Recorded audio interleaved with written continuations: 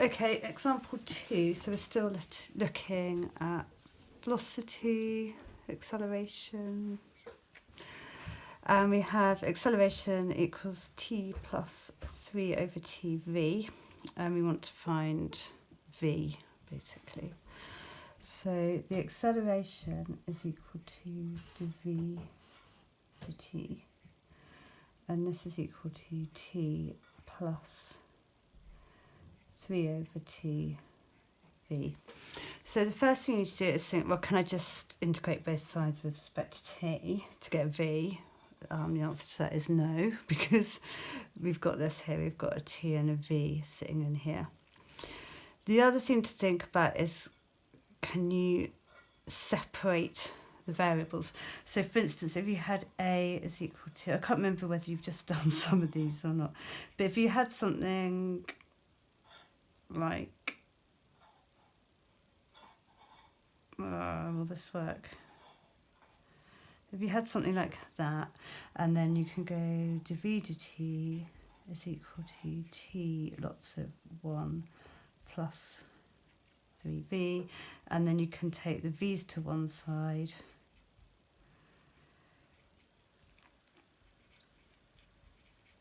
t's to the other side, and integrate both sides with respect to t. So that's the sort of stuff that you've been doing in maths, not further maths, where you integrate by separating the variables. But there's no way of separating these. So we're looking at a further maths technique, and it's first order differential equations.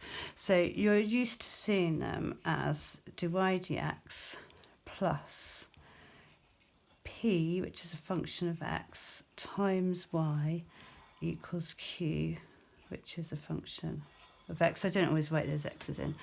And we've got this change of variable. So instead we have dv dt plus p of t. So my x's are being replaced with t, and my y's with v equals q of t. So that's the form that we're looking for. So if I subtract 3 over tv,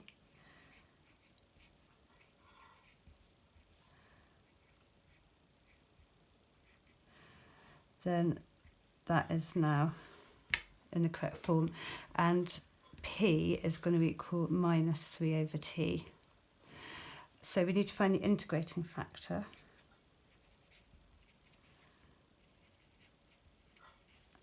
So it's all good revision. I'm going to do a bit of a recap as well after your break over half term. So that's e to the integral of p, which is minus 3 over t dt. That goes to minus 3 ln t.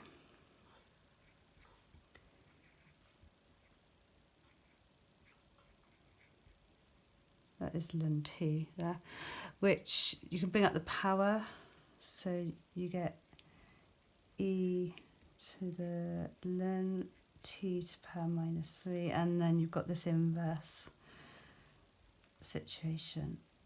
And so the integrating factor is t to the minus 3. So multiplying 3 by t to the minus 3,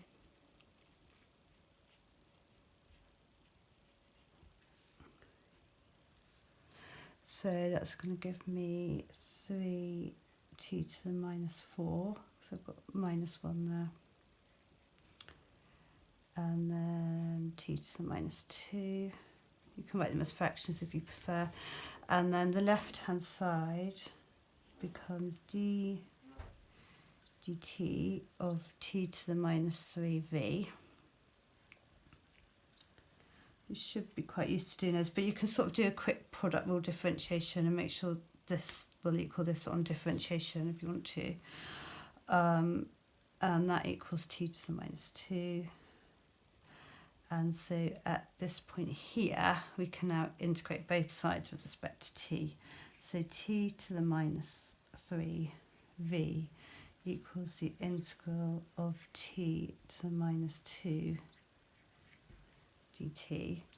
So t to the minus 3v is equal to minus t to the minus 1. And you need to remember to put that plus c in straight away when you integrate.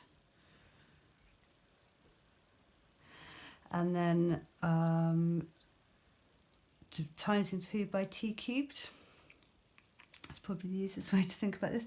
So v is equal to ct cubed minus t squared. So this is no harder than you were doing, it's just a different variable and putting things into context slightly.